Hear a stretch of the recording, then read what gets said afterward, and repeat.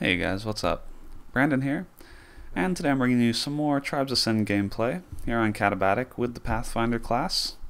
This is, if you've played with me or if you've seen my videos, you know this is a role that I enjoy playing, this kind of flag running, flag chasing, light class type gameplay. But I've been playing some different classes recently because I've maxed out my experience for the Pathfinder class many times over. And so I've been trying out some heavy classes like the Brute and the Juggernaut. And if you watched my last video, you saw that the Juggernaut class can be really well suited for that like offensive havoc wreaking, as it were. So I've been playing that a bit. Also been playing the Brute and the Doombringer. I've been trying to get better with the heavy classes and level those up a little bit because they do play a vital role, especially in flag defense and taking out the enemy generator.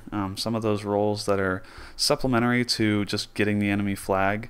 But I always end up coming back to my Pathfinder here, especially on a map like Katabatic with these long winding ski routes.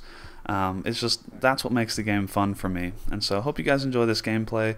Kind of fast paced, doing some flag capping, and also actually doing some slaying towards the end of the round here.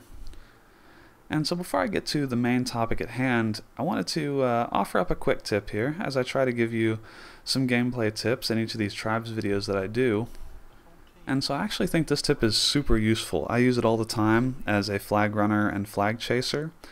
And so you can see here I'm I'm cruising around the map, I'm hitting these hills, and you see right here it looks like I'm almost floating. I'm getting a lot of horizontal movement, and it doesn't seem like I'm falling as fast as I would normally. And that's because when I'm almost out of energy, or when I am out of energy, I'm furiously tapping on my jump/jetpack button. So you can bind a key that does both of those things. Mine is my right click, and you'll get much more horizontal movement than if you were holding the button down or, I don't know, clicking it slowly. If you click it furiously, and I mean the faster the better, you can get a ton of horizontal movement going and get a lot farther than you would otherwise expect. So you'll see actually coming up here in a second, I use it again to get to the flag stand as I go for a cap. And it doesn't seem like I have enough energy to get there, but I'm able to get all the way back to the flag stand with almost no energy. So use that to your advantage. Like I said, it may get patched out, it may not be intended, but for now it works really well, and it can definitely come in handy in those clutch situations. Now, on to the main topic I wanted to cover today, and that topic is piracy. Now we talk about this, this topic comes up fairly often. We talk about it quite a bit on the KB Mod podcast, but it's really hit the national spotlight recently with the SOPA and PIPA bills going through Congress and the subsequent internet blackout of a lot of sites in protest.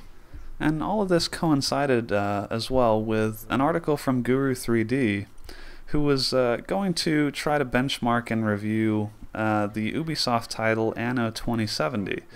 And Ubisoft has a pretty rich history of silly anti-piracy measures, but this one may take the cake. And so for Anno 2070, you apparently get 3 hardware activations. You can put it on 3 different machines, which I suppose is fair. But as Guru 3D figured out, because they were changing out video cards in all of these machines, changing out a video card triggered a hardware activation. And so they changed out the video card 3 times, and then they were unable to play the game because they had triggered their 3 hardware activations. And so maybe someone can explain to me how this would ever make sense, but when I try to think about it, even from a business person's perspective, if I'm an executive at Ubisoft, how in the world does such a ridiculous restriction make any sense at all? If anything, it hurts the enthusiasts the most, who are most likely to be the game's biggest supporters. The people who are going to be buying new video cards and switching out hardware often. You're hurting your most loyal customer segment and deliberately giving them an inferior product. But for the pirates, they won't have to fret over whether they've used up all their hardware activations. And so yet again, the pirates are the ones who get the best experience. I just found this situation fascinating because, to me, it really encompasses the whole piracy issue in a nutshell. It's yet another example of a company announcing to what would be potential paying customers that The best version of our product is not available for sale. The best version of our product can only be obtained through piracy.